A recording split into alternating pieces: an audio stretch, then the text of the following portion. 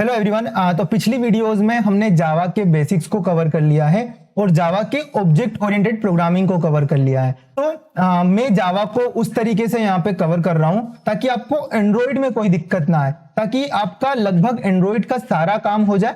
और फिर भी अगर आपको इन डेप्थ जावा में थोड़ा बहुत पढ़ना है तो आप इंटरनेट पे बहुत सारी ऐसी वेबसाइट्स हैं जहां पर रेफर कर सकते हैं। इसके अलावा कुछ असाइनमेंट्स मैं भी आपको प्रोवाइड कर दूंगा ताकि आपको कोई दिक्कत नहीं होगी। तो जावा का जो रिमेनिंग पार्ट बचा है हमारे रोड मैप के अकॉर्डिंग वो हम यहाँ पर अब कवर कर लेते हैं। So let's start on the screen. Okay, तो यहाँ पर बेसिकली हमने हमारे रोड मैप के अंदर ये बेसिक वाला पार्ट कवर कर लिया है, ऑब्जेक्ट ओरिएंटेड प्रोग्रामिंग वाला पार्ट कवर कर लिया है। और अगर आप इसके आगे चलते हैं तो जावा में बहुत सारी ऐसी चीजें हैं जो पढ़ी जा सकती हैं जिसको आप अच्छा कर सकते हैं, बट जावा को मैं इन डेप्थ ज्यादा कवर नहीं करना चाहता। उसके दो रीजन है। पहला कि ये कोर्स बहुत ज्यादा लेंदी हो जाएगा और दूसरा कि आपको इतनी ज्यादा जावा की जरूरत भी नहीं है। अगर आप इतनी ज्यादा सिर्फ जावा में उलझ के रह जाएंगे तो आप एंड्रॉइड पे जंप कर ही नहीं पाएंगे, आप फोकस ही नहीं कर पाएंगे एंड्रॉइड डेवलपमेंट पे, बिकॉज बहुत सारी चीजें होती हैं जो हमें कुछ समय के लिए छोड़नी पड़ती है, अदरवाइज आप नहीं सीख पाएंगे, आप बेसिक में ही अटक के रह जाएंगे। अब एंड्रॉइड में भी ये होगा, एंड्रॉइड में भी हम सारे कॉन्सेप्ट्स को पढ़ेंगे बट मेनली हम फोकस करेंगे इंप्लीमेंटेशन पार्ट पे कि आप जल्दी से जल्दी इंप्लीमेंट करने लग जाओ, किसी कॉन्सेप्ट को एप्लीकेशन बनाने लग जाओ। अदरवाइज आप सीखते रह जाओगे तो इतना सीखने का है कि आप कभी भी कंप्लीट नहीं कर पाओगे। अगर आपके दिमाग में ये रहा कि मैं पहले पूरा कंप्लीट करूंगा फिर एंड्रॉइड ऐप बनाने बैठूंगा तो ये नहीं हो पाएगा। और आपको लर्निंग प्रोसेस हमेशा रखनी है, आपको कुछ बनाते रहना है, कुछ सीखते रहना है, बनाते रहना है, सीखते रहना है, तो आप बहुत अच्छा कर पाओगे। अभी भी कोई भी आपको ये नहीं बोल सकता कि उसको सब कुछ आता है। लाइक मुझे भी 4-5 साल एक्सपीरियंस हो गए सब कुछ करते हुए, एंड्रॉइड के एप्लीकेशन बनाते हुए, बड़े लेवल के एप्लीकेशन बनाते हुए, बट मैं ये नहीं बोल सकता कि मुझे सब कुछ आता है। मुझे जब भी किसी चीज की रिक्वायरमेंट होती है सबसे पहले मैं बैठ के सोचता हूं, उसके अलावा मैं गूगल करता हूं, अप्रोचेस फाइंड आउट करता हूं कि किस किस तरीके से ये चीज की जा सकती है और जो मोस्ट एफिशिएंट वे होता है फिर उसको इंप्लीमेंट करता हूं। तो आपको गूगल की जरूरत तो हमेशा पड़ने वाली है। तो आपको इतना समझना है कि अगर आप डेवलपर हो तो गूगल को आपको अच्छे से करना सीखना है कि गूगल कैसे करना है और आपके सॉल्यूशन कैसे फाइंड आउट करने हैं आपकी प्रॉब्लम के, तो ये आपको जरूर आना चाहिए। तो वो भी हम जैसे जैसे कोर्स करेंगे आप सीखते जाओगे कि हाउ आई गूगल और कैसे मैं सॉल्यूशंस का फाइंड आउट करता हूं जब भी कहीं पे मुझे एरर आता है या जब भी मुझे कोई नई चीज को इंप्लीमेंट करना होता है। ठीक है, तो let's start with some useful and commonly use concept. तो कुछ कॉमन कॉन्सेप्ट्स को मैं यहाँ पे कवर कर रहा हूं जावा के, जो आपको हमेशा एंड्रॉइड में यूज आते ही रहेंगे, तो उनको हम कवर अप कर लेते हैं। तो सबसे पहला जो है हमारा वो है स्टैटिक वेरिएबल एंड मेथड्स। तो आपको स्टैटिक वेरिएबल और मेथड्स की जरूरत बहुत बार पड़ती रहेगी। अब स्टैटिक वेरिएबल क्या होता है, तो जब हम हमारे बेसिक वाले पार्ट को कवर कर रहे थे यहाँ पे तो हमने देखा था कि व्हाट इज स्टैटिक वेरिएबल। तो बेसिकली स्टैटिक वेरिएबल जो होता है वो एक ऐसा वेरिएबल है जिसकी मेमोरी क्लास के हर ऑब्जेक्ट के लिए अलोकेट नहीं होती है, वो हर ऑब्जेक्ट के लिए कॉमन होता है। क्लास के सारे ऑब्जेक्ट के लिए हमारा जो स्टैटिक वेरिएबल होता है वो कॉमन होता है। तो हम इसको यूज कैसे करते हैं, तो मैं उसका एक आपको अच्छा सा यूज केस दिखाता हूं एंड्रॉइड में, प्रैक्टिकल वे आपको समझ में आएगा कि जनरली हम स्टैटिक को यूज करते कहां है। ठीक है, तो लेट्स स्टार्ट, एंड्रॉइड स्टूडियो से ही स्टार्ट करते हैं। यहां पर हमने कवर किया था स्टूडेंट क्लास को। अब स्टूडेंट में हमारे पास एक वेरिएबल था स्टैटिक जो कि है कंट्री। अब हमको पता है कि हम सिर्फ इंडिया के स्टूडेंट पढ़ाने वाले हैं हमारे स्कूल के अंदर, तो हमारे सारे स्कूल के जो बच्चे हैं उनकी कंट्री सिर्फ एक होगी और वो है इंडिया। तो क्या मेरे को ये सबके लिए अलग अलग स्टोर करने की जरूरत है? नहीं, मैं क्या कर सकता हूं, मैं सिर्फ एक वेरिएबल बनाता हूं क्लास के अंदर कंट्री जो कि सारे ऑब्जेक्ट्स का डेटा रखे। तो इसके लिए मैंने यहां पर इसको स्टैटिक बना दिया। तो सबसे अच्छी बात तो यह है कि जब भी मुझे कंट्री की जरूरत पड़ेगी मुझे किसी ऑब्जेक्ट्स की जरूरत भी नहीं है, मैं डायरेक्टली इस क्लास के नेम से इसको एक्सेस कर सकता हूं और इसमें वैल्यू डाल सकता हूं। फॉर एग्जांपल यहां पर मैं क्या करता हूं कि जो मेरा स्टूडेंट है यहां पर इसमें मैं डायरेक्टली चाहता हूं कि मैं कंट्री में वैल्यू पुट कर दूं, तो मैं यहां पे डायरेक्टली बिना ऑब्जेक्ट बनाए डायरेक्टली टाइप कर सकता हूं स्टूडेंट डॉट कंट्री। तो यहां पर आप देख सकते हैं कि मैं कंट्री को एक्सेस कर पा रहा हूं। तो जैसे ही मैं कंट्री को एक्सेस कर पा रहा हूं मैं उसके अंदर वैल्यू भी प्रोवाइड कर सकता हूं लाइक इंडिया। ओके, तो ये पॉसिबल है स्टैटिक के अंदर। अब मान लो मैं प्रिंट करवाता हूं डायरेक्टली, तो मैं इसको डायरेक्टली एक्सेस कर सकता हूं, जो कि है स्टूडेंट, जो कि क्लास नेम है, डॉट कंट्री। तो आपकी जो स्टूडेंट डॉट कंट्री है उसको आप एप्लीकेशंस के किसी भी पार्ट से एक्सेस कर पाओगे अगर आपने उसको पब्लिक रखा है तो यहां पर जैसे ही मैं इसको रन करता हूं तो यहां पर इजीली देखने को मिल जाएगा। ठीक है, तो जैसे यहां पर प्रिंट मेथड 111 ये तो आपका ऊपर वाला है, और यहां पे प्रिंट मेथड इंडिया जो अभी हमने यहां पर हमारी कंट्री में डाला है। तो अब आप जब भी पूरे एप्लीकेशन जब तक आपका रनिंग है तब तक आप इस कंट्री वेरिएबल को कहीं से भी एक्सेस कर पाओगे। ठीक है, तो ये है आपका स्टैटिक का यूज। अब ये तो आपका वेरिएबल हो गया, अब आपकी मेथड भी स्टैटिक हो सकती है। फॉर एग्जांपल, अब मैं चाहता हूं कि मेरी एक कॉमन मेथड हो जो कि क्या करे, कैलकुलेट रिजल्ट करें। तो मैं चाहता हूं कि ये जो कैलकुलेट रिजल्ट मेथड है ये मैं डायरेक्ट अपने क्लास के नेम से एक्सेस कर पाऊं और कभी भी मैं स्टूडेंट का जो रिजल्ट है वो कैलकुलेट कर पाऊं। अब मैं क्या चाहता हूं कि मेरी स्टूडेंट क्लास के अंदर एक प्रिंट मेथड हो जो कि मैं कभी भी यूज कर सकूं जब भी मुझे जरूरत पड़े। तो मैं क्या कर सकता हूं, यहां पर एक मेथड बना सकता हूं जो कि है मेरी पब्लिक स्टैटिक वॉइड प्रिंट। तो मैंने एक प्रिंट नाम की मेथड यहां पे भी बना दी जो कि एग्जैक्टली क्या करेगी, वही काम करेगी जो कि हमारी मेन एक्टिविटी कर रही है। अब मेन एक्टिविटी की हमारी प्रिंट मेथड क्या करती है, ये हमारा लॉक करवाती है जो भी हम लिखते हैं। तो ये डायरेक्टली अभी लॉक करवा रही है सिर्फ हेलो वर्ल्ड को, क्योंकि हम इसके अंदर कुछ पास नहीं कर रहे हैं। तो हमारी प्रिंट मेथड क्या करती है, बेसिकली एक स्ट्रिंग को लेती है और उसको प्रिंट करवा देती है। तो बेसिकली मैं भी क्या करता हूं कि मेरे को मेरी प्रिंट मेथड यहां पर नहीं चाहिए मेन एक्टिविटी में, क्योंकि मैं उसको कहीं से भी कॉल कर सकूं। तो इसलिए मैंने इसको यहां से कॉपी किया, स्टूडेंट के अंदर गया और प्रिंट मेथड के अंदर इसको पेस्ट कर दिया। अब यहां पर जो एस है वो मिसिंग है, तो मुझे क्या करना पड़ेगा कि यहां पर एक वेरिएबल पास करना पड़ेगा जो कि क्या होगा, आपका स्ट्रिंग टाइप का। तो ये आप कर सकते हो। अब ये वाली जो मेथड है आप इसको कहीं से भी कॉल कर पाओगे। ओके, तो यहां पर मैं मेन एक्टिविटी में जाता हूं और मैं यहां पर ये जो मेरी मेथड है प्रिंट मेथड, इसको मैं हटा के यहां पर यूज करता हूं स्टूडेंट की प्रिंट मेथड को। तो यहां पर मैंने लिखा स्टूडेंट डॉट प्रिंट और इसको यूज किया। मैं जब इसको रन करता हूं तो क्या मेरा रिजल्ट आता है वो हम चेक कर लेते हैं। तो जैसे ही मैंने इसको रन किया मेरा रिजल्ट अगेन इंडिया आया। ठीक है, अब इसके अंदर हम इस तरीके से यूज कर सकते हैं। अब जो स्टैटिक मेथड होती है उसमें आपको यह ध्यान रखना है कि स्टैटिक मेथड के अंदर आप कभी भी नॉर्मल वेरिएबल या नॉर्मल मेथड यूज नहीं कर पाएंगे। फॉर एग्जांपल, मैं चाहता हूं कि मैं कैलकुलेट रिजल्ट को यहां पर कॉल कर लूं, तो मैं यहां पर लिखता हूं कैलकुलेट रिजल्ट। तो यहां पर कोई भी ऑप्शंस नहीं आ रहा है, और अगर मैं पूरा यहां पर इसको करके यहां पे पूरा पेस्ट भी कर देता हूं तो ये मुझे एक एरर थ्रो करेगा। और वो एरर क्या होगा आप यहां पे होवर करके चेक कर सकते हैं। तो ये आपको बता रहा है कि non static method calculate result can not be referenced from a static context. तो यानी कि आपको आपकी जो मेथड है वो यहां पर स्टैटिक नहीं है कैलकुलेट रिजल्ट, इसलिए आप उसको यूज नहीं कर सकते हो। तो अगर आपको उसको यूज करना है तो आपको कैलकुलेट रिजल्ट को स्टैटिक बनाना पड़ेगा। तो जैसे ही मैं यहां पर इस पे क्लिक करता हूं आपकी जो कैलकुलेट रिजल्ट है वो भी स्टैटिक बन चुकी है। तो जब भी अगर आप स्टैटिक मेथड को यूज करो आपको यह ध्यान रखना है कि उसके अंदर जितनी भी मेथड्स यूज हो रही हो वो भी स्टैटिक होनी चाहिए। और उसके अलावा मान लो आपका कोई वेरिएबल भी है, क्लास वेरिएबल भी है, तो वो भी स्टैटिक होना चाहिए, तभी आप उसको यूज कर पाओगे।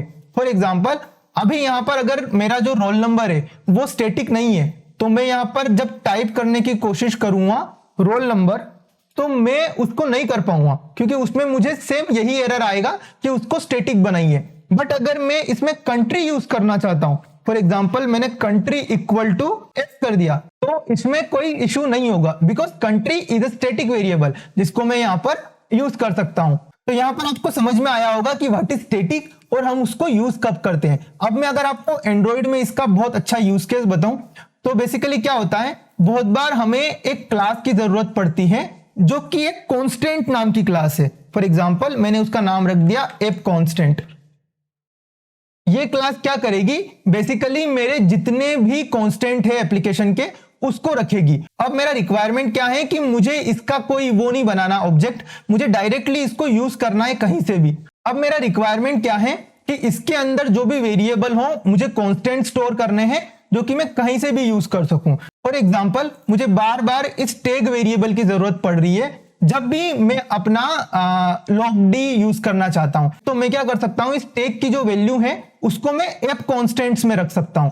जैसे कि मैं यहां पे गया और मैंने यहां पर राइट कर दिया पब्लिक स्टैटिक स्ट्रिंग, उसके बाद टैग, और उसके अंदर मैंने वैल्यू प्रोवाइड कर दी टैग। तो अब जब भी मुझे टैग की रिक्वायरमेंट होगी मुझे हर बार हर क्लास के अंदर अलग अलग नहीं बनाना पड़ेगा। फॉर एग्जांपल यहां पर मैंने टैग बनाया, फिर मैंने स्टूडेंट के अंदर भी जाकर एक टैग बनाया, फिर मैंने मेन एक्टिविटी के अंदर भी एक टैग बनाया। मैं बेसिकली क्या कर सकता हूं, यहां से इसको हटा सकता हूं और मेरी जो टैग की रिक्वायरमेंट जहां पर भी है, फॉर एग्जांपल प्रिंट मेथड में, तो मैं क्या कर सकता हूं, ये कॉल कर सकता हूं मेरा एप कॉन्स्टेंट्स जो कि आ गया है, और उसके अंदर जो टैग है वो यूज कर सकता हूं। तो अब जब भी मुझे कहीं पर भी टैग की जरूरत होगी मैं क्या करूंगा, एप कॉन्स्टेंट्स डॉट टैग को यूज कर लूंगा। उससे मुझे हर किसी क्लास के अंदर बार बार टैग नहीं बनाना पड़ेगा। तो ये एक बहुत अच्छा यूटिलिटी है आपके स्टैटिक वेरिएबल्स की।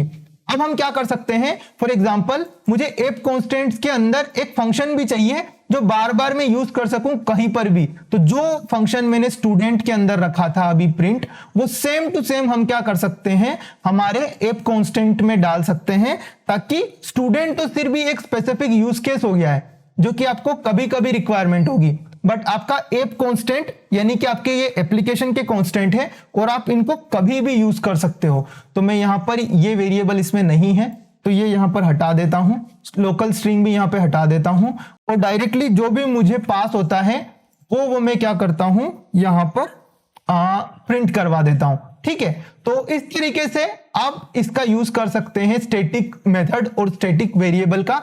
ये आपको बहुत यूज में आने वाले हैं जब भी आप एप्लीकेशन बनाएंगे जावा के अंदर। ठीक है, अब यहां पर हम दूसरे टॉपिक पे चलते हैं जो कि है दिस कीवर्ड। तो व्हाट इज दिस कीवर्ड? तो this keyword is basically refer your current object, यानी कि आप अभी कौन से ऑब्जेक्ट पे हो। फॉर एग्जांपल मैं क्या करता हूं, एक स्टूडेंट क्लास को वापस से लेता हूं। तो अभी स्टूडेंट क्लास के अंदर बेसिकली क्या कि मेरा एक नया ऑब्जेक्ट बन रहा है जो कि ये बन रहा स्टूडेंट 1। तो जब भी ये नया स्टूडेंट इस कंस्ट्रक्टर के थ्रू बन रहा होता है तो होता क्या है, इस पर्टिकुलर स्टूडेंट 1 को रेफरेंस करने के लिए उस क्लास के अंदर आप दिस कीवर्ड को यूज कर सकते हो। तो मैं आपको थोड़ा सा एग्जांपल से समझाता हूं तो आपको बेटर समझ में आएगा।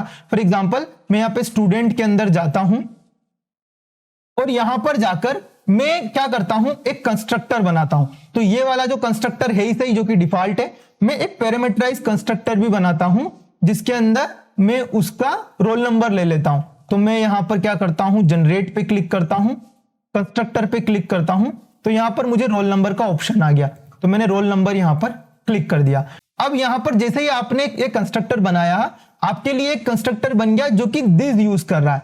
ये बोल रहा है कि this dot roll number equal to roll number. इसका मतलब क्या है? इसका मतलब यह है कि जब भी आप कोई ऑब्जेक्ट बना रहे होंगे स्टूडेंट का, वो रोल नंबर आप वहां पर भेज सकते हैं। और जैसे ही यहां पर आप रोल नंबर भेजते हैं, फॉर एग्जांपल यहां पर मैंने 11 भेज दिया, तो जैसे ही आप यहां पर रोल नंबर भेजते हैं, ये क्या करेगा, आपके कंस्ट्रक्टर को कॉल करेगा, क्योंकि जब ऑब्जेक्ट क्रिएट होगा तब कंस्ट्रक्टर कॉल होगा।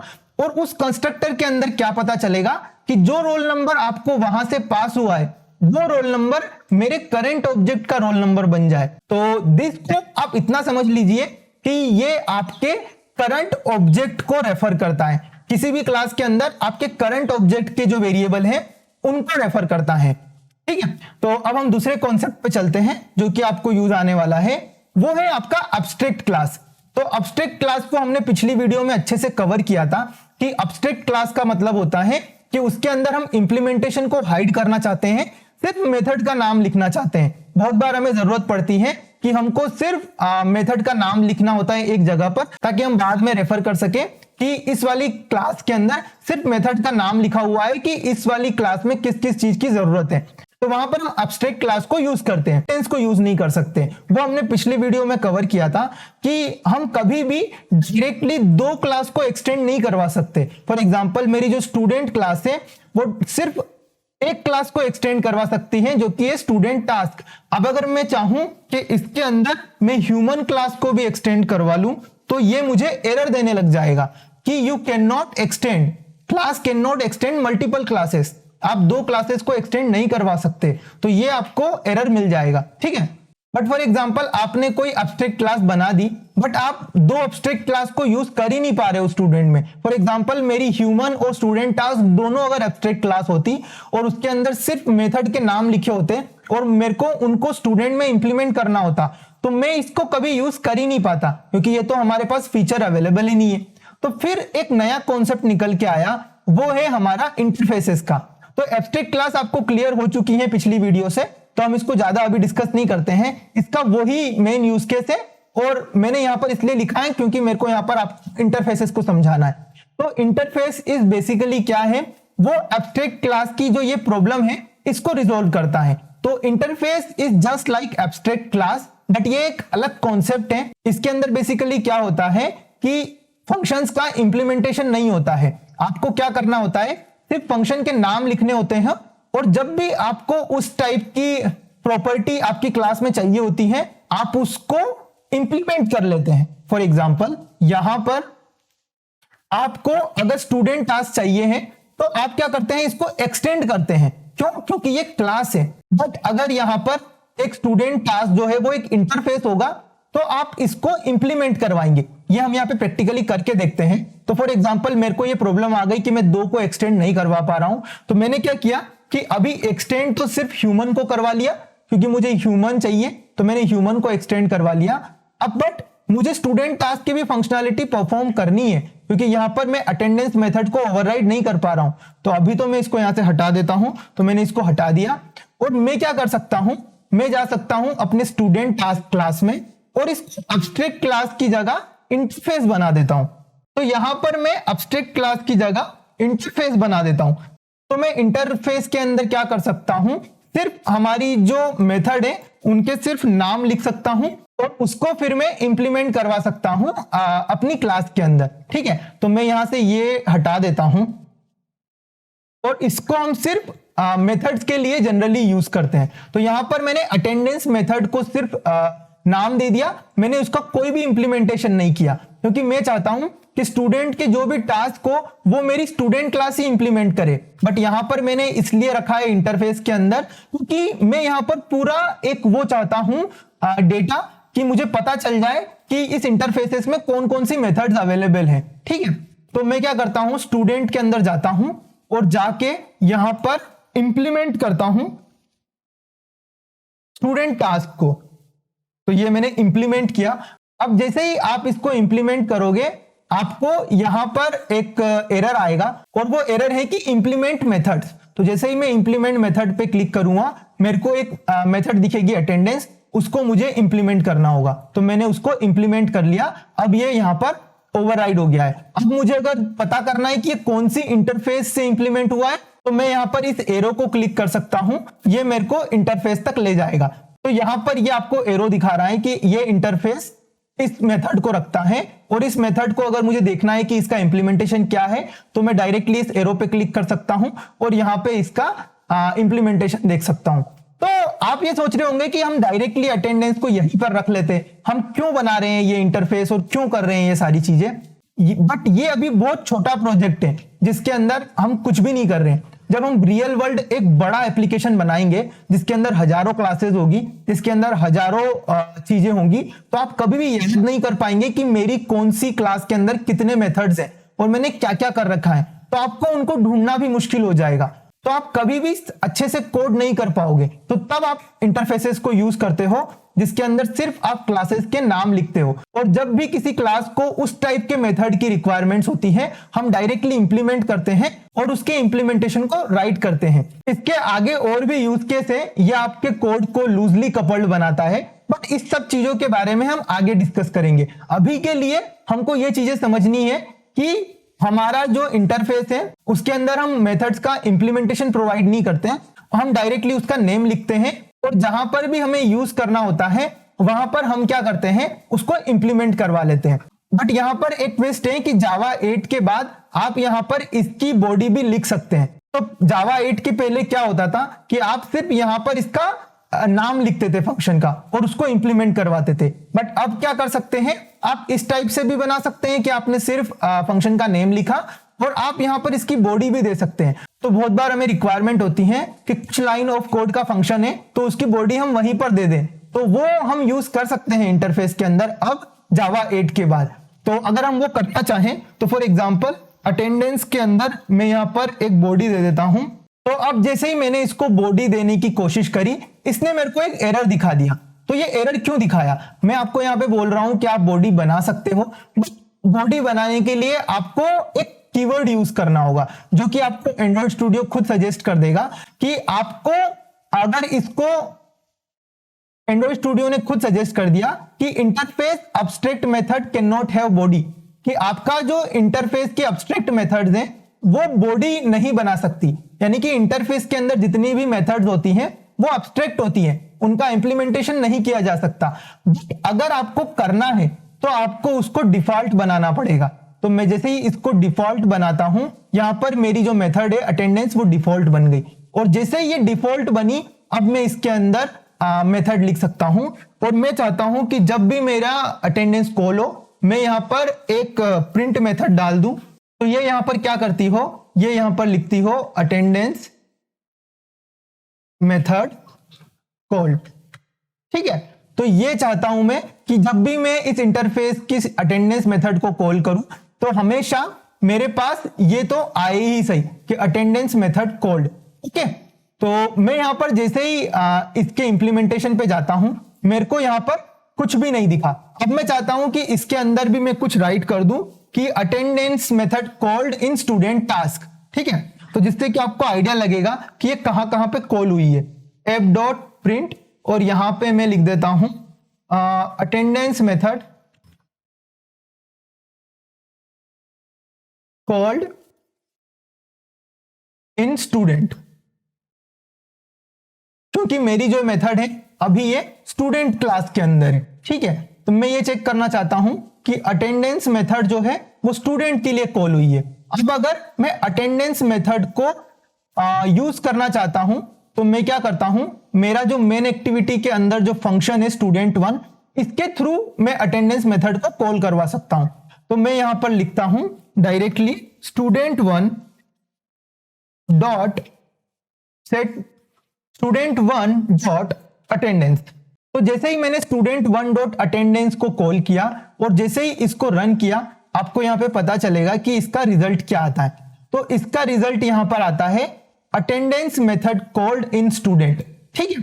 तो इससे आपको क्या पता चला, इससे आपको यह पता चला कि जब भी अगर आपकी कोई डिफॉल्ट मेथड है और अगर उसकी इंप्लीमेंटेशन ऑलरेडी करी हुई है तो क्या होगा, मेरी ये वाली जो मेथड है वो उसकी इंप्लीमेंटेशन को ओवरराइड कर देगी, क्योंकि हमने ओवरराइड यहां पे लिखा है कि वो उसको यहां पर ओवरराइड कर देगी। अब अगर मान लो मैं इसके अंदर ये इंप्लीमेंटेशन नहीं देता हूं अटेंडेंस की, ठीक है, और मैं क्या करता हूं, मैं इस मेथड को ही पूरा कमेंट आउट कर देता हूं, तो ये वाला जो मेरा स्टूडेंट टास्क जो इंटरफेस है वो मेरे को एरर नहीं देगा।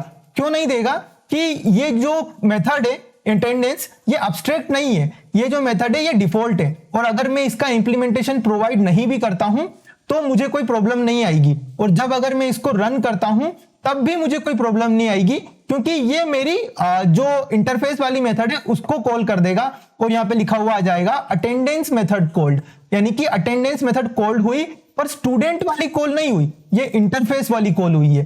तो हमारा जब भी यूज केस हो, जब भी हमको इस टाइप की मेथड चाहिए कि हमको डिफॉल्ट कुछ ना कुछ तो रखना है, कि हमको डिफॉल्ट उसका कोई ना कोई इंप्लीमेंटेशन तो रखना है, बट अगर जब भी हम चाहें हमारे स्टूडेंट के अंदर या हमारी पर्टिकुलर क्लास के अंदर हम उसको हमारा इंप्लीमेंटेशन देना चाहें तो हम उसको फिर ओवरराइड भी कर सकते हैं इस तरीके से।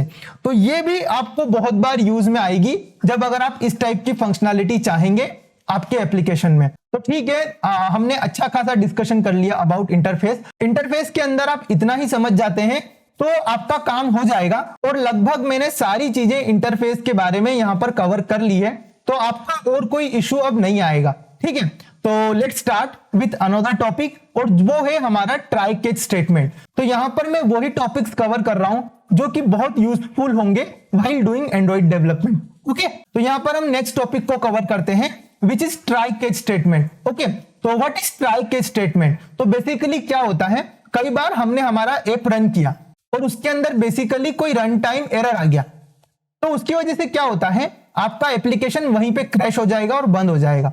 बट हमारे पास तो बड़े एप्लीकेशन में हजारों क्लासेस होती हैं, हजारों चीजें होती हैं, और अगर एक भी छोटी सी गलती हो गई और वो अगर क्रैश हो गया तो यूजर कैसे यूज करेगा हमारे एप्लीकेशन को? तो वहां पर एरर हैंडलिंग का एक कॉन्सेप्ट आया और वो है ट्राई कैच स्टेटमेंट आप यूज कर सकते हैं। तो इससे क्या होता है, बेसिकली आपका जो पर्टिकुलर पार्ट में एरर आ रहा है या इशू हो रहा है, तो वो क्या करेगा, उस जगह पे जैसे ही इशू आया वो आपको एक एक्सेप्शन थ्रो कर देगा आपके एरर लॉग में कि यहां पर इशू है, और वो क्या करेगा, उस लाइन ऑफ कोड से जंप कर जाएगा, यानी कि एप्लीकेशन को क्रैश नहीं करेगा और वो उस लाइन ऑफ कोड से जंप कर जाएगा और बाकी के स्टेटमेंट को एग्जीक्यूट करने लग जाएगा कोड के अंदर।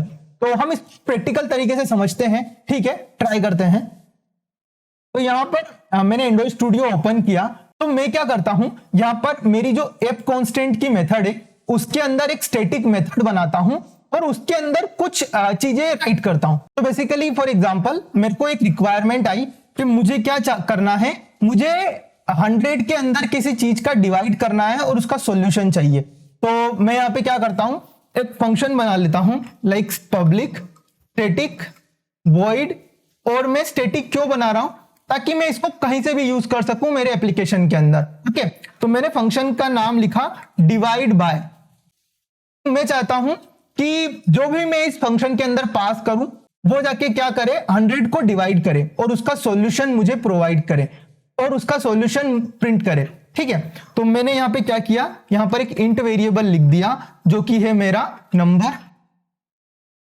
ठीक है, और मैं यहां पे क्या कर रहा हूं, इसके अंदर मैं यहां पर एक वेरिएबल बना रहा हूं इंट, इसके अंदर मैं डाल रहा हूं रिजल्ट, और रिजल्ट डालने के बाद मैं यहां पर क्या कर रहा हूं, और रिजल्ट डालने के बाद मैं यहां पे क्या कर रहा हूं, मैं कर रहा हूं 100 डिवाइडेड बाय नंबर।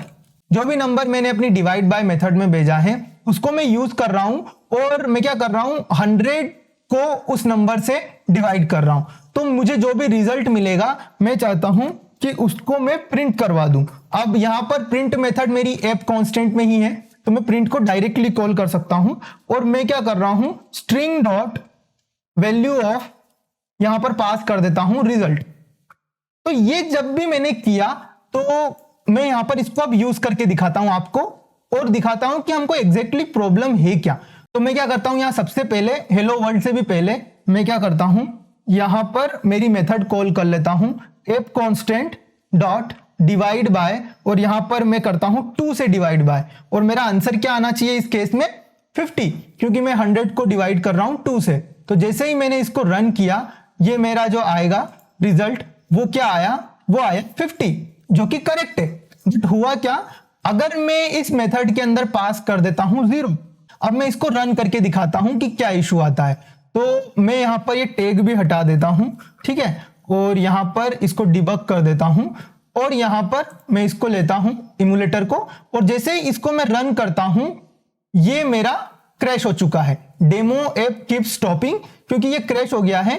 तो इसका जो एरर है वो आपको लॉगकिट में पता चल जाएगा। जैसे आप इसको पढ़ोगे, caused by java.long.arithmetic exception which is divided by 0, तो आपने डिवाइड बाय 0 किया है इसलिए आपको एक्सेप्शन आया है। और जैसे ही आप इस पे क्लिक करोगे यहां पर आपको लाइन भी बता देगा कि कौन सी लाइन में एक्सेप्शन आ रहा है, और ये आपका एप्लीकेशन इस तरीके से स्टॉप हो जाएगा। अब अगर मैं इसको बचाना चाहता हूं कि मेरा एप्लीकेशन सिर्फ मेरे एक फंक्शन की वजह से स्टॉप ना हो जाए, तो मैं क्या कर सकता हूं, मैं यहां पर ट्राई कैच लगा सकता हूं। तो मैं यहां पर लिखता हूं ट्राई, और इसके अंदर मैं क्या करूंगा, वो सारी चीजें ट्राई करूंगा जो कि एक्सेप्शन दे सकती है, और यहां पे लिख दूंगा मैं एक्सेप्शन। इसके अंदर मैं जनरल एक्सेप्शन क्लास को यूज करता हूं, और इसको मैं एक्सेप्शन बोल देता हूं, और इसको यहां पर मैं प्रिंट करवा देता हूं कि जो भी एक्सेप्शन आया है उसको प्रिंट करवा देना। ठीक है, तो बेसिकली क्या होता है कि जब भी मुझे किसी स्टेटमेंट में ऐसी संभावना होती है कि कभी ना कभी इस वाले फंक्शन का ऐसा कुछ रिजल्ट आ सकता है जो कि अनएक्सपेक्टेड है और उसकी वजह से मेरा एप्लीकेशन क्रैश हो जाएगा, तो मैं क्या करूंगा, वहां पे ट्राई कैच यूज करूंगा और जो भी यहां पर मेरा इंप्लीमेंटेशन है वो मैं ट्राई कैच में डाल दूंगा। तो उसमें होगा क्या कि जब भी मेरा हैप्पी केस होगा कि मान लो कोई दिक्कत नहीं आ रही है, तब तो ये इसको एग्जीक्यूट कर देगा, मुझे कोई प्रॉब्लम नहीं आएगी। बट जब भी अगर मान लो इस टाइप का कोई फंक्शन कॉल होता है जहां पर एक्सेप्शन आता है, तो ये क्या करेगा, एक एक्सेप्शन थ्रो तो कर देगा बट एप्लीकेशन को स्टॉप नहीं करेगा। ठीक है, तो हम इसको अब क्या करते हैं, रन करके देखते हैं। ठीक है, तो जहां पर जैसे ही मैंने इसको अगेन रन किया तो यहां पर ये रन हो गया। तो बेसिकली यहां पर इसने मुझे कोई भी एरर नहीं दिया इसमें और मेरा एप्लीकेशन रन कर रहा है, बट अभी भी मैंने यहां पे 0 पास किया है। तो बेसिकली हुआ क्या, मैं यहां पर आपको टैग सर्च करके दिखाता हूं। तो बेसिकली यहां पर हुआ क्या कि जब भी मैंने इसको रन किया, ये यहां पर आया ट्राई में, इसने ट्राई करके देखा, इसको यहां पर कुछ एक्सेप्शन लगा, इसको यहां पर कुछ एरर लगा, तो इसने क्या किया, इसने कैच वाली मेथड को रन किया और वहां पर एक एक्सेप्शन को फाइंड आउट किया कि ये एक्सेप्शन है क्या, और उसके बाद इस एक्सेप्शन को मैंने प्रिंट करवा दिया गेट मैसेज से। तो मैसेज क्या निकला कि divide by 0 is your exception. तो यानी कि आपके मेथड में एक दिक्कत है, आपका मेथड 0 से डिवाइड कर रहा है किसी वैल्यू को, तो उसको आप यूज नहीं कर सकते। तो इसने मेरे को बता दिया, उसने मेरा रिजल्ट कैलकुलेट नहीं किया बट मेरे जो एप्लीकेशन है उसको भी क्रैश नहीं किया और मेरा एप्लीकेशन रन करता रहा और मैंने यहां पर लॉग में पता कर लिया कि मेरे यहां पर एक इशू है। तो बाय चांस इस टाइप का एप्लीकेशन मान लो प्रोडक्शन पे चला जाता है और आपके एप्लीकेशन को हजारों लाखों लोग यूज कर रहे हैं, बट ऐसी कोई इशू आता है तो उस चीज को आप इस तरीके से हैंडल करते हो। वहां पर आप जब भी ट्राई कैच लगा दोगे तो वहां पर बेसिकली क्या होगा, आपका पर्टिकुलर कोई फंक्शन कॉल रिजल्ट चाहे ना देगा बट आपके एप्लीकेशन को क्रैश नहीं करेगा जैसा कि पहले कर रहा था। तो ये है ट्राई कैच का यूज। तो ये आपको हमेशा यूज पड़ती रहेगी जब भी आप एप्लीकेशन बना रहे होंगे। ठीक है, एक और तरीका होता है जो कि थ्रो करके होता है एक्सेप्शन को, बट आप इसको यूज करेंगे तो आपका हमेशा काम हो जाएगा। और मैं उसको इतना ज्यादा यहाँ पे कवर भी नहीं कर रहा हूं क्योंकि जनरली हम एंड्रॉइड के अंदर ट्राई कैच यूज कर लेते हैं। तो अगर आपको उसको इन डेप्थ पढ़ना है और एरर हैंडलिंग को और एक्सेप्शन को, तो वो भी आप जावा को इन डेप्थ पढ़ सकते हैं। रिसोर्सेस आप जावा टी पॉइंट फॉलो कर सकते हैं या फिर और भी अगर मुझे कोई अच्छे रिसोर्सेस मिलेंगे तो मैं आपको शीट में दे दूंगा। और इसके अलावा जितनी भी चीजें मैं यहाँ पे बता रहा हूं उस सब पे मैं आपको असाइनमेंट भी प्रोवाइड करूंगा जो कि आपको करना है। अगर आपको कर लोगे तो आपके जितने भी डाउट्स हैं वो भी क्लियर हो जाएंगे और आप इजीली बहुत अच्छे से एप्लीकेशन बना पाओगे। ठीक है, तो लेट्स स्टार्ट करते हैं आगे। तो लेट्स हमने ट्राई कैच को भी यहाँ पे कवर कर लिया। अब हम कवर कर लेते हैं कुछ कॉमन मेथड्स जो कि स्ट्रिंग क्लास में अवेलेबल है, क्योंकि हम स्ट्रिंग को बहुत ज्यादा यूज करेंगे व्हाइल मेकिंग एप्लीकेशन, क्योंकि आपको स्ट्रिंग क्लास की जरूरत पड़ती ही रहेगी। आप हर एक चीजें स्ट्रिंग में ही तो स्टोर करते हैं, इंटीजर या फिर स्ट्रिंग। तो हम क्या करते हैं, स्ट्रिंग क्लास के कुछ कॉमन फंक्शंस को यूज कर लेते हैं। ठीक है, तो मैं यहां पर क्या करता हूं, इसको ओपन करता हूं और यहां पर मैं एक मेथड बनाता हूं एप कॉन्स्टेंट्स में और उसका मैं यहां पे नाम लिख देता हूं जो कि है पब्लिक स्टैटिक वॉइड। और इस मेथड में मैं चाहता हूं कि मैं स्ट्रिंग के यूज केस इस मेथड में ट्राई कर लूं ताकि मैं डायरेक्टली सिर्फ ये मेथड कॉल करूं मेन एक्टिविटी से और मैं हमेशा इसको यूज कर सकूं। तो मैं क्या करूंगा, इसका नाम रख दूंगा स्ट्रिंग यूज केसेस। इस टाइप से आपको जरूरत पड़ती रहेगी स्टैटिक मेथड्स की। जब भी आपको इस टाइप की कोई फंक्शनैलिटी यूज करनी हो आप स्टैटिक मेथड यूज कर पाओगे। ओके, तो यहां पर मैं क्या करता हूं, मैं यहां पर एक स्ट्रिंग ऑब्जेक्ट बनाता हूं और उसका नाम रख देता हूं मैं एस, क्योंकि हमको यहां पर बहुत सारी मेथड्स को ट्राई करना है। तो यहां पर मैं अभी एस ही रख देता हूं ताकि आपको सही से समझ में आए। ठीक है, तो मैंने ये बना दी। अब मुझे बेसिकली क्या कि बहुत सारी मेथड्स ट्राई करनी है। तो एस में आप क्या क्या कर सकते हैं वो मैं आपको कुछ एग्जांपल से बताता हूं। फॉर एग्जांपल एस को मैंने एक स्ट्रिंग दे दी जो कि है मेरी राम श्याम, जो कि है मेरी राम श्याम घनश्याम ठीक है, तो ये एक स्ट्रिंग मैंने यहाँ पे इसको दे दी। बेसिकली अगर मैं चाहता हूं कि मैं इस स्ट्रिंग की लेंथ को प्रिंट करवाना चाहता हूं, तो मैं यहाँ पर प्रिंट फंक्शन को कॉल करता हूं और यहाँ पे s डॉट लेंथ यहाँ पे कॉल कर देता हूं। अब जैसे ही मैंने ये किया, यहाँ पे एक एरर आ रहा है। अब जब भी आपको ये एरर आए, आप यहाँ पे देखो ये एरर है क्या, तो यहाँ पे लिखा हुआ है change first parameter of method print from string to int. तो अभी हमारा जो प्रिंट मेथड है वो क्या करता है, एक स्ट्रिंग को लेता है और हम क्या कर रहे हैं, हम यहाँ पर इंटीजर पास कर रहे हैं। तो हम क्या कर सकते हैं, हम एक और स्ट्रिंग की जो एक मेथड है वो यूज कर सकते हैं, जो कि स्ट्रिंग डॉट वैल्यू ऑफ। तो इसके अंदर क्या होता है, ये आपके इंटीजर को स्ट्रिंग में कन्वर्ट कर देगा। ठीक है, तो ये हम यहाँ पे कॉल कर सकते हैं। तो यहीं पर हमने दो मेथड को देख लिया स्ट्रिंग की। एक तो है आपकी स्ट्रिंग डॉट वैल्यू ऑफ, जो कि क्या करेगी, आप किसी भी अनदर डेटा टाइप में अगर कोई वैल्यू हो, लाइक आपके पास फ्लोट हो, डबल हो, इंटीजर हो, कुछ भी हो, तो आप उसको स्ट्रिंग में कन्वर्ट कर सकते हैं और ये आपको बहुत बार यूज में आएगा। ठीक है, तो ये मेरी इसकी वैल्यू को प्रिंट करवा देगा। अब मुझे करना क्या होगा, अब मुझे स्ट्रिंग यूज केस को कॉल करवाना होगा हमारी मेन एक्टिविटी में। ओके, तो यहां पर मैं जाता हूं और यहां पर मैंने बाकी सब चीजों को कमेंट आउट कर दिया है। यहां पर सिर्फ हमारे पास है app constants dot string use case. Okay, तो ये फंक्शन आपका जैसे ही कॉल होगा, आपका जो भी कोड इस मेथड में लिखा है वो यहां पर एग्जीक्यूट होने लग जाएगा। तो जैसे ही मैं इसको रन करवाता हूं, मुझे यहां पर आना चाहिए प्रिंट मेथड 19। अब यहां पर 19 क्यों आया है, क्योंकि हमने क्या प्रिंट करवाया है, इसकी लेंथ प्रिंट करवाई है। हम एक बार काम करते हैं, हम इस स्ट्रिंग को भी एक बार प्रिंट करवा लेते हैं। तो यहां पर हम लिख देते हैं प्रिंट और यहां पर लिख देते हैं s। तो यहां पर आपकी स्ट्रिंग प्रिंट हो जाएगी। ओके, अब इसको हम वापस से रन करके देखते हैं। तो यहां पर आ गया आपका print method Ram Shyam Ghanshyam and second one is 19। Okay, तो ये आपका क्लियर हो गया। अब यहां पर एक और एक फंक्शन होता है जो आपको बहुत बार यूज आएगा, जो कि है आपका किसी भी इंडेक्स पे कैरेक्टर फाइंड आउट करना। तो अगर मान लो मुझे जरूरत है कि मेरे सेकेंड इंडेक्स पे कौन सा कैरेक्टर है, ये मुझे प्रिंट करवाना है, तो मैं क्या करूंगा, मैं यहां पर कॉल करूंगा प्रिंट और उसके अंदर मैं पास करूंगा यहां पर s डॉट केयर एट। यहां पर आपको ये दिख गया है फंक्शन जो कि है केयर एट, और जैसे ही मैं इस पे क्लिक करूंगा, यहां पर मैं सेकेंड इंडेक्स को यहां पे पास कर देता हूं। अब ये मेरे को एक एरर दे रहा है और वो एरर फिर से सेम है कि मुझे स्ट्रिंग पास करना है पर मैं यहां पे केयर पास कर रहा हूं। तो फिर मैं क्या करूंगा, फिर मैं यहां पर अपना फंक्शन यूज करूंगा which is string dot value of, और यहां पर मैं केयर पास कर देता हूं। ठीक है, तो अब मैं इसको यहां पे रन करके देखता हूं। तो अब यहां पर मेरे पास आ रहा है राम श्याम घनश्याम, जो कि फर्स्ट प्रिंट है। सेकेंड है हमारा 19 जो कि इसकी लेंथ है, और थर्ड है एम।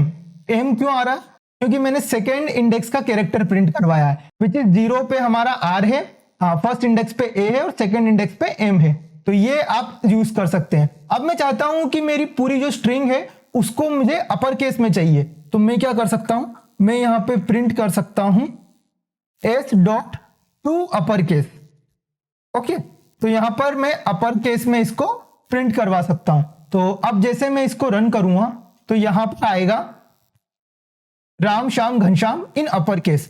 तो ये भी मेथड आपको हमेशा यूजफुल रहेगी। अगर आपको इन मेथड्स को और अच्छे से समझना है और जानना है तो आप क्या कर सकते हैं, कोई भी मेथड को आप कंट्रोल दबा के क्लिक कर सकते हैं, आपको उसका इंप्लीमेंटेशन दिख जाएगा और उसका यूज केस दिख जाएगा। उस मेथड में क्या होता है, उसका कंस्ट्रक्टर क्या लेता है, उसके अंदर कितने कंस्ट्रक्टर है, कौन कौन सी मेथड है। तो इस तरीके से आप यहां पर इंप्लीमेंटेशन फाइंड आउट कर सकते हैं। ओके, तो अब अगर मैं इसके अंदर पीछे जाता हूं तो अब मैं वापस यहां पे कुछ और मेथड्स को ट्राई कर सकता हूं। तो यहां पर मेरे पास और भी कई सारी मेथड्स हैं जिसको हम ट्राई कर सकते हैं। एक मेथड है जो कि आपको दिखाएगी कि अभी हमने क्या देखा कि इस पर्टिकुलर इंडेक्स पे कौन सा कैरेक्टर है। अब हम ये भी देख सकते हैं कि पर्टिकुलर कैरेक्टर कौन से इंडेक्स पे है। फॉर एग्जांपल मुझे ये एम का इंडेक्स देखना है, तो क्या होगा, मैं यहां पर सर्च करता हूं, तो यहां पर मैं टाइप करता हूं प्रिंट। तो यहां पर हम क्या कर सकते हैं, यहां पर हम लिख सकते हैं, तो यहां पर मैं लिख सकता हूं s डॉट इंडेक्स ऑफ। तो मुझे पर्टिकुलर इंडेक्स पे कौन सा कैरेक्टर है ये फाइंड आउट करना है। तो मैं यहाँ पे लिख देता हूँ एम। तो यहाँ पर मुझे फाइंड आउट करना है कि एम जो मेरा कैरेक्टर है वो कौन से इंडेक्स पे है। तो यहाँ पर मुझे इसको फर्स्ट में ये एरर दे रहा है क्योंकि मुझे इसको केयर के अंदर डालना है, तो मैंने यहाँ पर एम पास किया। ओके, अब फिर से मुझे यहाँ पर एरर आ रहा है, उसका एरर सेम है जो आपके पास है। आपको यहाँ पर स्ट्रिंग प्रिंट करवानी है जबकि आप यहाँ पर इंटीजर दे रहे हैं। तो यहाँ पे हम लिख सकते हैं स्ट्रिंग डॉट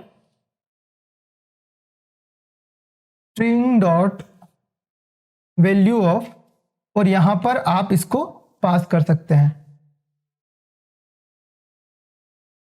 ठीक है, तो यहां पर ये आपको क्या दे रहा है, यहां पर ये आपको दे रहा है 2।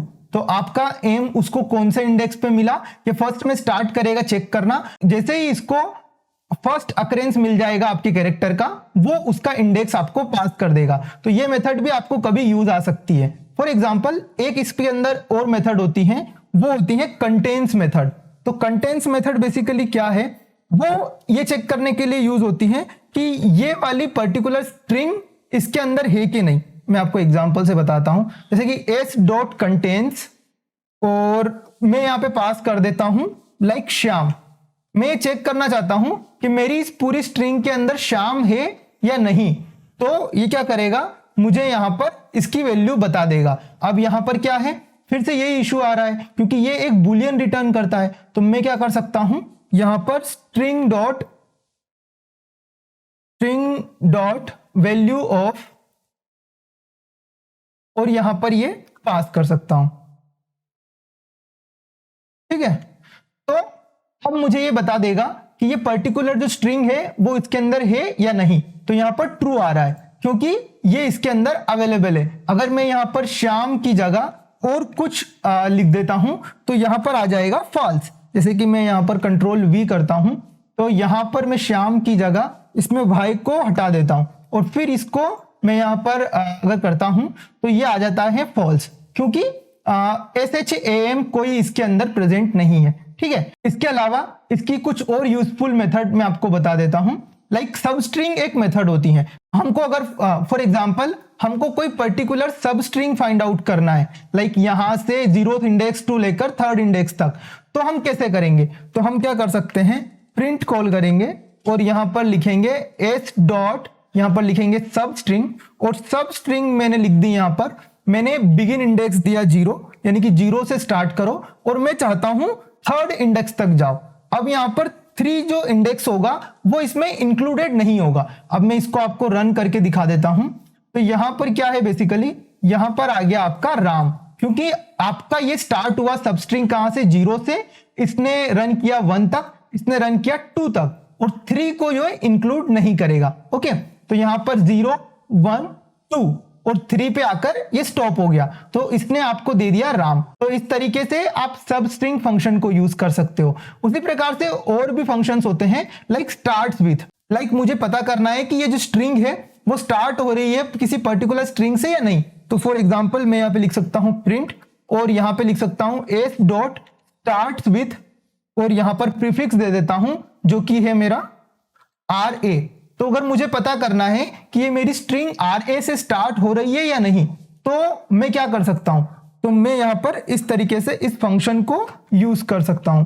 ओके, तो इस तरीके से आप ये वाला फंक्शन यहां पे देख पाएंगे। अब अगर मैं इसको रन करता हूं तो यहां पर आएगा आपको ट्रू, क्योंकि ये RA से स्टार्ट हो रही है। इसी प्रकार से आपका एक फंक्शन होता है जो कि है एंड्स विथ। तो फॉर एग्जांपल यहां पर मैं इसके अंदर ये डाल देता हूं विच इज एंड्स विथ। तो लाइक मैं स्टार्ट विथ की जगह यहां पे लिख देता हूं एंड्स विथ, और एंड्स विथ RA करता हूं, और अगर इसको रन करता हूं तो ये मुझे फॉल्स दे देगा, क्योंकि ये जो RA से एंड नहीं हो रहा है। ठीक है, इसके अलावा फॉर एग्जाम्पल मैं अपनी स्ट्रिंग को थोड़ा चेंज कर देता हूं, लाइक मैं इसके अंदर कुछ स्पेसेस ऐड कर देता हूं। यहां पर मैंने अपनी स्ट्रिंग के अंदर लाइक स्टार्टिंग में मैंने कुछ क्या किया, अपनी स्ट्रिंग के अंदर कुछ स्पेसेस ऐड कर दी, और लास्ट में भी कुछ स्पेस ऐड कर दी। अब मैं चाहता हूं कि किसी भी स्ट्रिंग के आसपास जो स्पेस हो वो नहीं होनी चाहिए, और अगर मैं इसको यहां पर प्रिंट करता हूं अब, तो यहां पर क्या होगा कि जो स्पेसेस के साथ ये प्रिंट होगी, बट मैं चाहता हूं कि ये स्पेसेस हट जाए। तो मैं एक फंक्शन कॉल कर सकता हूं जो कि है प्रिंट s डॉट ट्रिम। तो ट्रिम एक फंक्शन है जो इसकी स्पेसेस को हटा देगा। ठीक है, अब मैं इसको रन करके देखता हूं तो यहां पर आपका पहले स्पेसेस के साथ ये प्रिंट हुआ राम श्याम घनश्याम, जो कि हमने स्पेसेस दे दी थी यहां पर, और उसके बाद हमने क्या किया कि उसको ट्रिम कर दिया। तो ट्रिम करने के बाद ये वापस से ठीक हो गया। ठीक है, तो इस तरीके से आप ये यूज कर पाओगे। अब यहां पर एक और मेथड होती है जो कि आप यूज कर सकते हो, वो है आपकी इक्वल मेथड। फॉर एग्जांपल यहां पर मैं एक और स्ट्रिंग लेता हूं जो कि है स्ट्रिंग, और उसको नाम देता हूं मैं s1, और इसके अंदर मैं लिख देता हूं कुछ भी, लाइक ओनली राम। अब मैं क्या करता हूं, अब मैं चेक करना चाहता हूं कि ये दोनों स्ट्रिंग एक जैसी है या नहीं। तो मैं एक इफ स्टेटमेंट लगाता हूं और यहां पे लिखता हूं जो कि है s डॉट इक्वल्स, और यहां पर मैं पास कर देता हूं s1। तो क्या ये दोनों इक्वल है, ये मैं पता करना चाहता हूं। तो जैसे ही मैं करता हूं, अगर ये इक्वल होते हैं तो मैं क्या करता हूं, यहां पर प्रिंट कर देता हूं यस इक्वल,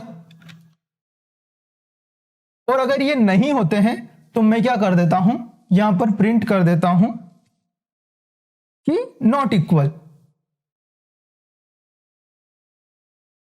ओके, तो इस तरीके से आप इनको यूज कर सकते हैं।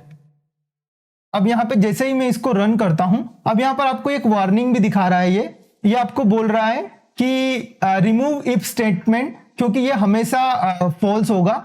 तो यहां पर ये आपको सजेशन दे रहा है क्योंकि हमने यहां पर ऊपर ही इसमें राम रखा है और ये जानता है कि ये हमेशा फॉल्स ही आएगा, बट फिर भी हम रन करते हैं क्योंकि हमको इसका यूज केस देखना है अभी। तो यहां पर ये लिख के हमको बता रहा है, तो यहां पर ये लिख के बता रहा है नॉट इक्वल, क्योंकि ये इक्वल नहीं है।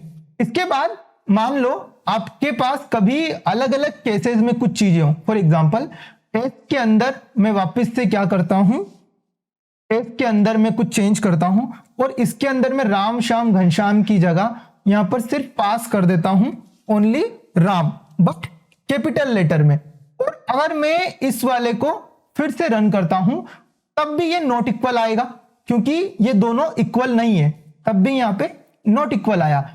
बट अगर मैं इक्वल्स की जगह यहां पर लिख देता हूं इक्वल इग्नोर केस, जो कि हमारी एक मेथड है, तो ये फिर ट्रू देगा। क्यों?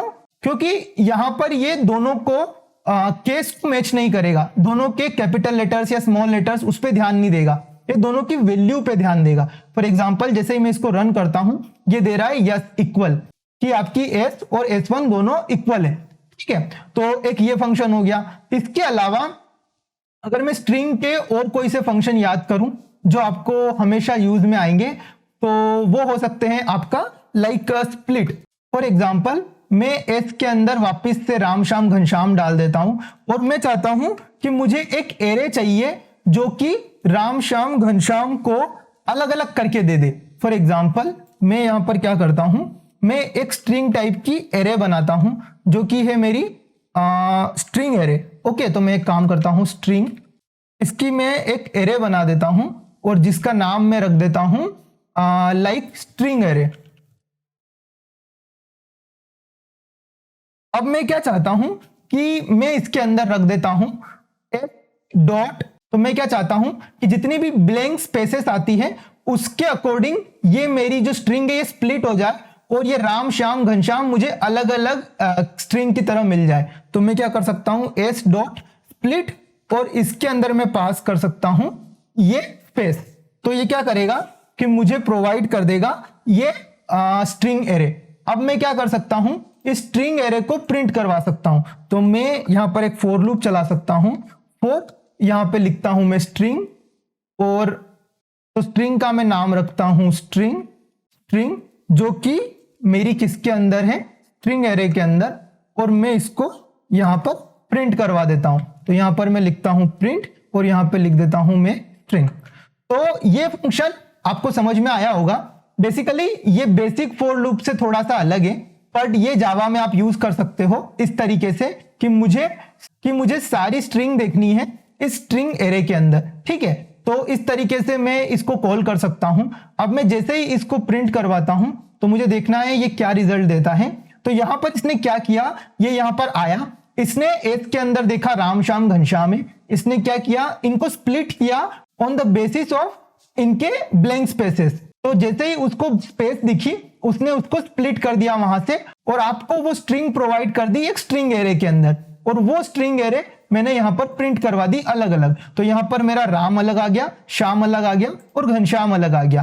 तो इस तरीके से आप इसको यूज कर सकते हो। ओके, तो यहां पर लगभग मैंने स्ट्रिंग की सारी लगभग इंपॉर्टेंट मेथड्स को कवर कर लिया है, बट उसके बाद भी कुछ अगर बचती हैं तो उसको आप चेक कर सकते हैं आप जावा टी पॉइंट से, या फिर और किसी वेबसाइट पर आप इसको चेक कर सकते हैं। तो आप चेकआउट कर सकते हैं डिफरेंट मेथड्स जो कि यहाँ पर अवेलेबल हैं। लगभग इंपॉर्टेंट मेथड्स को मैंने कवर किया है, बट इसके अलावा भी यहाँ पर आपको कुछ और मेथड मिल जाएगी।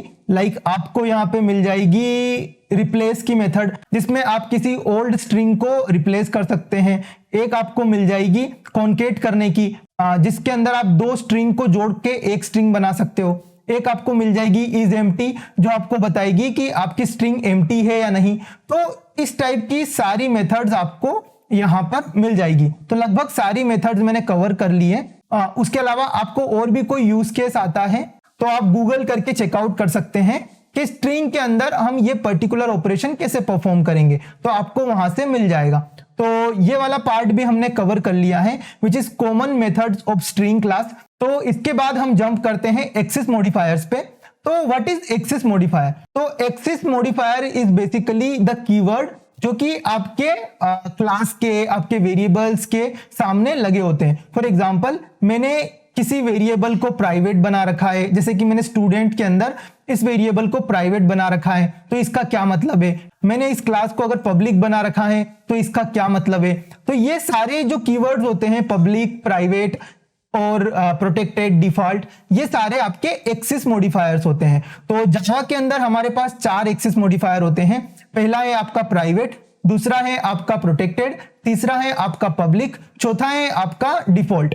तो अब इन सब में क्या डिफरेंस होता है ये हमको पता करना है। तो फॉर एग्जांपल, अगर मैं इस क्लास को पब्लिक रखता हूं तो क्या होगा कि इस क्लास को मैं एक्सेस कर सकता हूं मेन एक्टिविटी से। तो बेसिकली ये जो एक्सेस मॉडिफायर है ये आपको बताते हैं कि आप पर्टिकुलर क्लास के वेरिएबल या पर्टिकुलर क्लास को कहां तक एक्सेस कर पाते हो। तो जावा के अंदर हमारे पास जो ये एक्सेस मॉडिफायर होते हैं, हम इनका यूज केस देख लेते हैं कि अगर कोई प्राइवेट है तो हम उनको कहां कहां पे एक्सेस कर सकते हैं, अगर कोई पब्लिक है तो हम उनको कहां कहां पे एक्सेस कर सकते हैं, और अगर कोई प्रोटेक्टेड है या फिर डिफॉल्ट है तो उनको हम कैसे यूज कर सकते हैं। तो सबसे पहले अगर हम वेरिएबल से ही बात करें तो यहाँ पर फॉर एग्जांपल रोल नंबर मेरा प्राइवेट है, तो इस प्राइवेट रोल नंबर को मैं स्टूडेंट क्लास से बाहर यूज नहीं कर सकता। तो मैं बेसिकली क्या करूंगा, मैं अगर इसको मेन एक्टिविटी में जाकर यहां पर लिखता हूं कि लाइक एक ऑब्जेक्ट बनाता हूं स्टूडेंट का जो कि है स्टूडेंट, और अगर मैं इसको करता हूं इक्वल टू न्यू स्टूडेंट, और यहां पर मैं इसको पास कर देता हूं, लाइक क्या मांग रहा है ये आपसे रोल नंबर मांग रहा है, तो मैं इसको 1 2 3 पास कर देता हूं। तो अगर यहां पर मैं स्टूडेंट का रोल नंबर करना चाहूं एक्सेस, तो यहां पर मैं एक्सेस नहीं कर पा रहा हूं, और इसीलिए आपने देखा था कि हमने इनकैप्सुलेशन यूज किया था, इनकी सेटर्स और गेटर्स बनाए थे। क्योंकि अगर हम प्राइवेट मेथड्स को नहीं यूज, क्योंकि अगर हम प्राइवेट वेरिएबल को नहीं एक्सेस कर सकते तो हम यहाँ पे सेट रोल नंबर की एक मेथड बना सकते हैं और उसके अंदर हम यहाँ पर रोल नंबर चेंज कर सकते हैं। तो ये जो प्राइवेट, पब्लिक या डिफॉल्ट, ये जो भी मॉडिफायर होते हैं ये आपको इस तरीके से यूज करने होते हैं। तो अब यहां पर मैं बता देता हूं कि प्राइवेट का यूज केस क्या है, और प्राइवेट को आप कहां कहां एक्सेस कर पाओगे, पब्लिक को आप कहां एक्सेस कर पाओगे, इसके अलावा प्रोटेक्टेड को कहां कर पाओगे, और डिफॉल्ट को कहां कर पाओगे।